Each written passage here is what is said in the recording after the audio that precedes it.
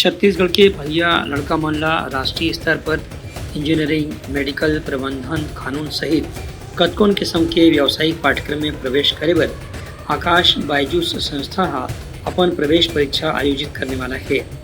इस संबंध में आकाश संस्था के असिस्टेंट मैनेजर अनुराग शर्मा हा बताइन कि अलग अलग प्रकार की परीक्षा में जोन विद्यार्थी मन ज़्यादा नंबर लाही ओमन ला 75 से 100% तक के उनकी फीस माफ़ करे जा सकत है।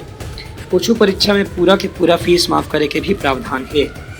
बाइट अनुराग शर्मा उनका कहना है कि छात्रवृत्ति में फीस माफ़ के संगे संग 700 छात्र मन ला नगद पुरस्कार घलो दे जाही। उन्हें सभी श्रेणी के 100 छात्र मन ला राष्ट्रीय विज्ञान अभियान के हिस्सा बने के भी मौका मिली। उनका कहना है कि पाछू एक साल में आकाश संस्था में 16.5 लाख विद्यार्थी मन अलग अलग कोर्स के प्रवेश परीक्षा दे रही हैं, जो उनकी एक रिकॉर्ड बनाई गई रही है। ब्यूरो रिपोर्ट, उतलंघा न्यूज़।